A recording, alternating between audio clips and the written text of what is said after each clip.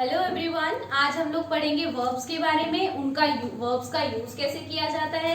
Helping verbs जो होती है हमारी, ऑक्सिलरी वर्ब्स भी जिसको बोलते हैं, is, am, are, was, were, has, have, had, जो कि हमारे टेंसेस में, सब्जेक्ट वर्ब एग्रीमेंट में हर जगह पे हमारे काम आने वाले हैं। So let's start. So verbs कौन से वर्ड्स होते हैं? वर्ब्स किसको बोलते हैं? वर्ब्स हमारे वो वर्ड्स होते हैं जो हमें क्या क्या चीजें बताती हैं। या तो कोई एक्शन डिनोट कर रहा है, एक्शन मतलब कोई भी काम, जो भी काम किया जा रहा है वो बताते हैं हमें वर्ड्स। वो वर्ड्स, ठीक है, जो हमें क्या बताते हैं, किसी भी एक्शन के बारे में बताते हैं, यानी कि कोई काम हो रहा है। किसी की स्टेट ऑफ बीइंग के बारे में बताया जा रहा है। स्टेट ऑफ बीइंग का मतलब क्या होता है? स्टेट ऑफ बीइंग मतलब कि किसी के कुछ होने का, ठीक है, किसी के कुछ होने का जो शब्द हमें बोध कराते हैं। जैसे कि कोई भी word, I am a teacher, तो मैं कौन हूँ? टीचर। तो यहाँ पे जो है वर्ड है या हूँ वर्ड है, आई एम अ टीचर, इसमें एम जो है वो हमारा वर्ब की तरह वर्क करेगा, ठीक है। क्यों? क्योंकि हमें यहाँ पे क्या बताया जा रहा है? State of being. इसी तरीके से एक हम वर्ड्स जो है वो हमें क्या बताते हैं? वर्ब्स। पोजेशन के बारे में भी हमें जो है वर्ब्स बताते हैं। पोजेशन का मतलब किसी भी चीज का किसी के पास होना, ठीक है। जैसे आई हैव 4 पेन्स, मेरे पास 4 पेन है, तो इसमें जो हैव हो गया वो क्या हो जाएगा? हमारा वर्ब। क्यों? क्योंकि हैव क्या बता रहा है हमें? किसी भी पोजेशन के बारे में। इतना समझ आ गया सबको? Yes ma'am. ठीक है। तो ये पता चल गया। अब एक्शन भी जो है वो 2 तरह के होते हैं। एक्शन कितने तरह के होते हैं? 2 तरह के। एक तो होता है हमारा फिजिकल एक्शन और एक होता है हमारा मेंटल एक्शन। फिजिकल एक्शन क्या होता है? जिसमें हम हमारी पूरी बॉडी यूज होती है काम करने में। जैसे हंसना, रोना, चलना, कूदना, ठीक है, नाचना, गाना, लिखना, ये सब क्या है? हमारा फिजिकल एक्शन है। मेंटल एक्शन क्या होता है?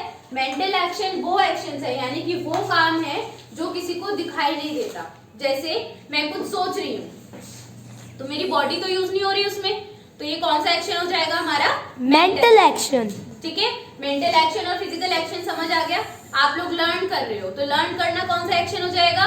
मेंटल एक्शन, ठीक है। आप लोग स्पीक कर रहे हो, स्पीक यानी कि बोल रहे हो कुछ, तो स्पीक कौन सा एक्शन हो जाएगा? Physical action. कैसे हो जाएगा फिजिकल एक्शन? क्योंकि हमें वो पता चल रहा है, ठीक है। समझ आ रहा है ना अच्छे से? तो फिजिकल एक्शन क्या होता है, मेंटल एक्शन किसको बोलते हैं, ठीक है। नेक्स्ट, अब यहाँ पे हम पढ़ेंगे कि जो ये वर्ब्स हैं इनका हम यूज कहाँ पे करते हैं। सबसे पहले हमें टेंस के बारे में नॉलेज होना जरूरी है, बेसिक। कैसे? एक होता है हमारा प्रेजेंट टेंस, एक होता है हमारा पास्ट टेंस और एक फ्यूचर टेंस। प्रेजेंट टेंस क्या होता है? जो काम हो रहा है। टेंस का मतलब क्या होता है? वैसे टेंस का मतलब होता है टाइम, किसी भी समय के बारे में जब बात हो रही है। प्रेजेंट का मतलब जो अभी चल रहा है, ठीक है। पास्ट का मतलब जो होने, पास्ट का मतलब हो गया, जो हो गया, जो बीत चुका है। और फ्यूचर का मतलब जो होने वाला है, जो होने वाला है, ठीक है। तो प्रेजेंट, पास्ट, फ्यूचर समझ में आ गया। तो हमें जब वर्ब्स हम लगाते हैं ना, जब हम वर्ब्स को लगाते हैं तो वर्ब्स का यूज किसके अकॉर्डिंग किया जाता है? टेंस के अकॉर्डिंग। जैसे कि अगर मैं खाना खा रहा हूं, यानी प्रेजेंट टेंस है, तो मैं खाना खा रहा हूं, इसका मतलब क्या हो गया? कि मैं ये काम अभी कर रहा हूं। तो टेंस कौन सा बताया चल रहा है इसमें हमें?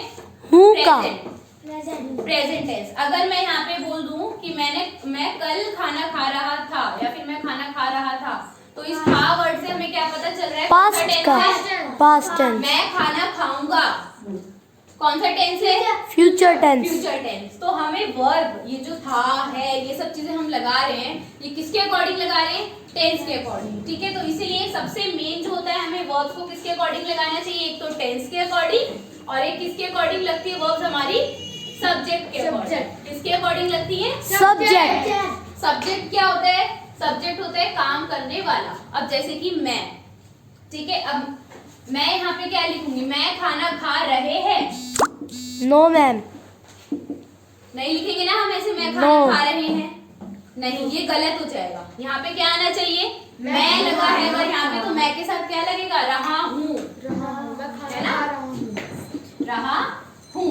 और अगर मैं यहाँ पे हम लगा दूंगी सब्जेक्ट में, यानी कि काम करने वाले, यहाँ पे हमने हम लिख दिया, मैं हम खाना खा रहा हूँ, करेक्ट है ये? नो क्या आएगा यहाँ पे? हम खाना खा रहे हैं। हम खाना खा रहे हैं। तो एक तो हमें किस चीज का ध्यान देना होता है? टेंस का। और एक हमें किस चीज का ध्यान रखना होता है? सब्जेक्ट का। क्लियर हो गया इतना सबको? Yes, ma'am. सब्जेक्ट और टेंस दोनों के अकॉर्डिंग जो है वो वर्ब्स लगती हैं। अब हम सब्जेक्ट के अकॉर्डिंग कौन कौन सी वर्ब्स लगती हैं ये पढ़ेंगे, ठीक है? सबसे पहले हम बात एक्शन वर्ब्स की करते हैं। एक्शन वर्ब्स हमारी जो वर्ब होती हैं वो तीन तरह की होती हैं टेंस के अकॉर्डिंग। एक तो पास्ट और एक होती है हमारी पास्ट पार्टिसिपल, ठीक है? जैसे कि गो मतलब जाना, पास्ट में क्या हो जाएगा इसका? वेंट। वेंट। और पास्ट पार्टिसिपल में क्या हो जाएगा? गॉन। गॉन। इतना याद रखना है। ये होती है हमारी वर्ब की फर्स्ट फॉर्म, इसको हम वर्ब की सेकंड फॉर्म बोलते हैं, इसको क्या बोलते हैं? हम वर्ब की थर्ड फॉर्म। क्लियर? ओके, तो अब हम किसके बारे में पढ़ेंगे? State of being. वो वर्ब जो क्या बताती है? किसी भी नाउन या प्रोनाउन के होने के बारे में बताती है। तो प्रेजेंट टेंस में हम किसका यूज करते हैं स्टेट ऑफ बीइंग शो करने के लिए? Is, am and are. Are, ठीक है? पास्ट टेंस में हम किसका यूज करते हैं? वॉज, वर, ठीक है? और फ्यूचर में हम विल का ही यूज करते हैं, विल या फिर शैल, ठीक है? क्लियर हो गया इतना? प्रेजेंट टेंस में या तो इज लगेगा या एम लगेगा या फिर आर लगेगा। पास्ट टेंस में वॉज लगेगा या फिर Were लगेगा। वेयर नहीं बोलते इसको क्या बोलना है? वर। क्या है ये? वर। जिसने वेयर बोला उसकी पिटाई। फ्यूचर टेंस किसको बोलते हैं? फ्यूचर टेंस में क्या लगाते हैं? Will and shall. एंड नहीं और, या तो विल लगेगा या फिर शैल लगेगा। इतना क्लियर हो गया सबको? अब हम सब्जेक्ट के अकॉर्डिंग बात करेंगे। ग्रामर में ग्रुप 1 होता है और एक होता है हमारा ग्रुप 2, ठीक है? तो ग्रुप 1 में क्या क्या लगता है हमारा? ही, शी, इट। नेम किसका? सिंगुलर का। सिंगुलर किसी का। सिंगुलर का नेम, ठीक है? और ग्रुप 2 में क्या क्या आता है? आई, यू, वी, दे, या फिर नेम्स किसी भी प्लूरल का। हम ज्यादा के बारे में बात करें। इतना क्लियर हो गया सबको? Yes ma'am. ठीक है? अब देखो ग्रुप 1 में ही के साथ क्या लगेगा प्रेजेंट टेंस में? इज। इज। शी के साथ भी इज लगेगा, Is. इट के साथ भी इज लगेगा, किसी का नाम है तो उसके साथ भी इज लगेगा। सो ग्रुप 1 के साथ हमेशा क्या लगता है? इज। क्या लगेगा? Is. आई के साथ हमेशा क्या लगता है? एम। प्रेजेंट टेंस की बात हो रही है, ठीक है? और बाकी सब जो रह गए ग्रुप 2 में उनके साथ क्या लगता है? आर। क्या लगेगा? आर। अगर हम अब पास्ट टेंस के बारे में बात करें तो पास्ट टेंस में ग्रुप 1 के साथ क्या लगेगा? फॉज। was, और ग्रुप 2 के साथ क्या लगेगा? वर। वर। और फ्यूचर टेंस में दोनों के साथ ही विल लगेगा। विल लगेगा। क्लियर हो गया? Yes ma'am. यहाँ पे बी भी लग जाता है। एक और चीज मैं क्लियर कर देती हूँ, is, am, are, was, were, will, shall, state of being, ये सब किसकी फॉर्म्स होती हैं? बी की फॉर्म्स होती हैं। किसकी फॉर्म्स होती हैं? बी की form। बी की फॉर्म्स है ये। बी की ही इज भी होती है, M, are, was, were.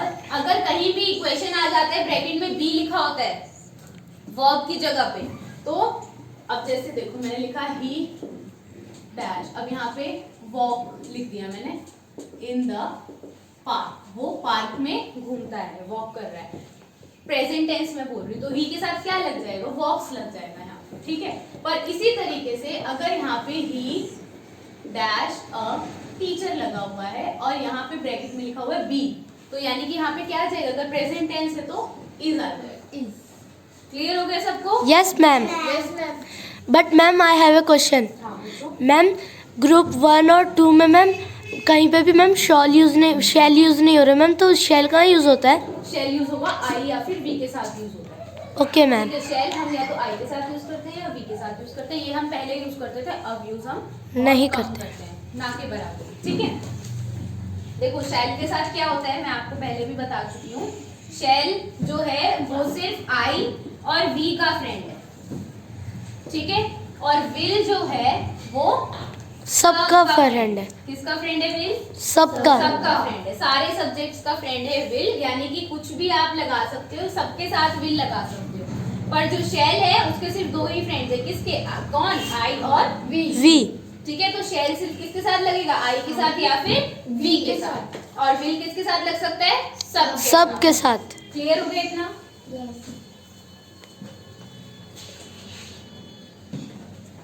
Okay, तो ये था हमारा स्टेट ऑफ बीइंग। अब इसके बाद हम पढ़ेंगे पोजीशन के बारे में। इसके बारे में पढ़ेंगे अब हम पोजीशन। पोजीशन का मतलब हैव या हैव, यानी किसी के पास किसी चीज का होना। तो प्रेजेंट टेंस में या तो हैज लगता है या फिर हैव लगता है। पास्ट टेंस में हमेशा क्या लगता है? हैड लगता है। और फ्यूचर टेंस में हमेशा क्या लगता है? Will have. क्या लगता है? Will have. ठीक है, तो ये दोनों के साथ लगता है, हैड विल हैव भी दोनों के साथ लगता है। हैज लगेगा ओनली ग्रुप 1 के साथ प्रेजेंट टेंस में, ठीक है, और ग्रुप 2 के साथ हमेशा क्या लगेगा? हैव। क्लियर हो गया? अगर मैं बोल रही हूँ आई डैश मैनी चॉकलेट्स, मेरे पास बहुत सारी चॉकलेट्स हैं, तो क्या लगेगा? है। प्रेजेंट टेंस की बात हो रही है, ठीक है, तो क्या लगेगा? हैज लगेगा या हैव लगेगा? बताओ। आई डैश मैनी चॉकलेट्स, मेरे पास बहुत सारी चॉकलेट्स हैं, तो आई के साथ क्या लगेगा? आई के साथ हैज लगेगा या हैव लगेगा? मैम हैव लगेगा। क्या लगेगा? I have. कैसे? मैम क्योंकि आई हैव यानी मेरे पास कोई चीज है, तो आई किसमें आता है? ग्रुप 2 में, और ग्रुप 2 में हमेशा क्या लगता है? हैव लगता है। और ग्रुप 1 में हमेशा क्या लगता है? हैज लगता है। क्लियर हो गया? तो आई के साथ क्या लग जाएगा? हैव। अगर मैं बोल रही हूँ कि मेरे पास कल बहुत सारी चॉकलेट्स थी, यस्टरडे अगर मैंने लगा दिया है, तब क्या लगेगा आई के साथ? Ma'am has. पास्ट टेंस के बारे में बात हो रही है, तो मैम हैड। क्या लगेगा? हैड। पास्ट टेंस में क्या लग जाएगा? हैड। क्लियर हो गया? Yes ma'am. ओके, तो पोजीशन वाला क्लियर हो गया कि कौन सी वर्ब के साथ क्या लगेगा? Yes, ma'am. समझ आ गया अच्छे से? अब मैं एक चीज और आपको समझाने वाली हूँ, जो कि है हमारा डू, डज और डिड। ठीक है, थोड़ा सा ये इसका अलग कॉन्सेप्ट है, ये हम अपना एक्शन वर्ब्स में इंक्लूड करेंगे। Do, does and did. देखो, इनका हम यूज वैसे कहाँ करते हैं, वो टेंस में मैं डीपली बताऊंगी, और सेंटेंसेस जो टॉपिक कराऊंगी तब ज्यादा डीपली बताऊंगी। अभी सिर्फ रफली आइडिया दे रही हूँ उसका कि डू, डज और डिड का हम यूज जब करते हैं जब हमें सेंटेंसेस में हेल्पिंग वर्ब्स नहीं दी होती। क्या नहीं दी होती? Helping verbs. हेल्पिंग वर्ब्स कौन सी होती हैं? Is, am, are, was, were, has, have, had या फिर will, shall। जब ये नहीं दी होंगी सेंटेंस में डायरेक्टली, तब हमें किसको ढूंढना होता है? दूसरी हेल्पिंग वर्ब जो हमारे हर सेंटेंस में छुपी हुई होती है। ठीक है, ये वाली हेल्पिंग वर्ब्स हमारे हर सेंटेंस में छुपी हुई होती है। ठीक है, हेल्पिंग वर्ब्स ये हमारी हर सेंटेंस में छुपी हुई होती है। तो हमें कैसे पता चलेगा? टेंस देख के। क्या देख के पता चलेगा? टेंस देख के। जैसे कि he walks in the park, यहाँ पे is, am, are, has, have कहीं लिखा हुआ है? Helping verb. ओके, तो he walks in the park, वो पार्क में घूमता है। अब इसमें आपको कहीं टेंस हेल्पिंग वर्ब दिख रही है? हेल्पिंग वर्ब इनमें से कुछ दिख रहा है? is, am, are, was, were, has, have, had या will, shall? No ma'am. नहीं है। तो हम क्या करेंगे? इसको हम ब्रेक करेंगे। जैसे आप लोग मैथ्स में एक्सपेंडेड फॉर्म करते हो ना, 467 को ब्रेक कर देते हो 400 प्लस 60 प्लस 7 में। Yes ma'am. है ना? तो इसी तरीके से हम इंग्लिश में भी ना कभी कभी हमें वर्ब्स को ब्रेक करना पड़ता है, हेल्पिंग वर्ब जब हमें नहीं मिलती। तो हम कैसे ब्रेक करेंगे? हम मेन वर्ब जो है उसको अंडरलाइन कर लेते हैं, एक्शन वर्ब को अंडरलाइन करके हम देखते हैं अगर वर्ब के साथ एस लगा हुआ है तो यानी कि हम यहाँ पे भी वर्ब के साथ एस वाला ही लगाएंगे। अगर ओनली वर्ब लगी हुई है तो हम ओनली वर्ब लगाएंगे। अगर यहाँ पे वर्ब की सेकंड फॉर्म लगी हुई है तो हम वर्ब की सेकंड फॉर्म लगाएंगे। जैसे कि ही वॉक्स, अगर हम वॉक्स को ब्रेक करेंगे तो किस में ब्रेक होगा? ये डज प्लस वॉक में। जब हम डू डज डिड लगाते हैं, एक चीज हमेशा याद रखनी है कि जब भी हम डू डज या डिड लगा रहे हैं तब हम हमेशा जो वर्ब लगा देते हैं उसकी हमेशा फर्स्ट फॉर्म ही रहेगी। ऐसा नहीं है कि अगर वॉक्स लिखा है तो आप यहाँ पे डज वॉक्स कर दोगे, गलत हो जाएगा। 460 रुपए के बारे में बात हो रही है तो 400 प्लस 60 करोगे तभी उतना आएगा। 400 और 600 कर दोगे तो गलत हो जाएगा ना। Yes ma'am. ठीक है ना। तो इसी तरीके से इसमें भी ध्यान रखना है आपको, डज वॉक लगा के रखना है, डज वॉक्स नहीं करना है। क्लियर हो गया इतना? Yes ma'am. अगर यहाँ पे वॉकड होता तब क्या कर देंगे हम, वॉकड है तो किसमें ब्रेक हो जाएगा, डिड प्लस वॉक। वॉक। अभी मैं पूछने वाली हूँ आप लोगों से, तो ध्यान से सुनना इसको, ठीक है। वॉकड है तो डिड वॉक में चेंज हो जाएगा, वॉक्स है तो डज वॉक में चेंज हो जाएगा, और अगर ओनली वॉक लगा हुआ है तो किसमें चेंज हो जाएगा, ये डू वॉक में। किसमें चेंज हो जाएगा, डू वॉक में। याद रहेगा हमेशा? Yes ma'am. अब चलो बताओ, देखते हैं कितना याद है। गो को अगर आपको चेंज करना होगा तो कैसे चेंज करोगे, आप बताओ। गो खाली वर्ब लगी हुई है, तो अगर सिर्फ वर्ब है, वर्ब में कुछ एस या ईएस या इसकी सेकंड फॉर्म नहीं लगी है तो हम एज इट इज डू लगा देंगे। क्या लगा देंगे, डू। डू। डू और फिर साथ में गो, डू गो। ठीक है, आप बताओ। लैपटॉप में गोज के साथ क्या लगेगा, गोज को ब्रेक करो। goes does डज के साथ क्या लगेगा, डज गोज या does go, ma'am does go does go. Very good. अब अगर मैं बोल रही हूँ वेंट, तो वेंट को ब्रेक करना होगा तो कैसे ब्रेक करोगे, वेंट को ब्रेक करना होगा तो कैसे ब्रेक करोगे।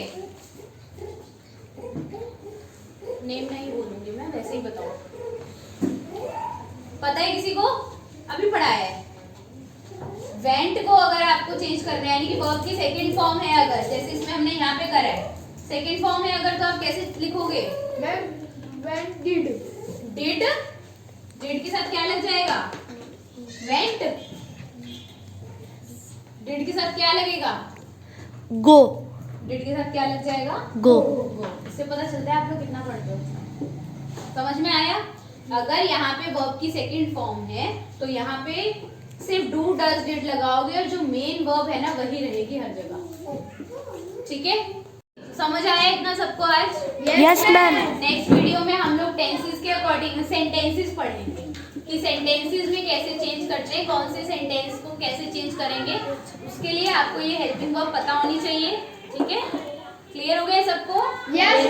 Yes ma'am. ओके।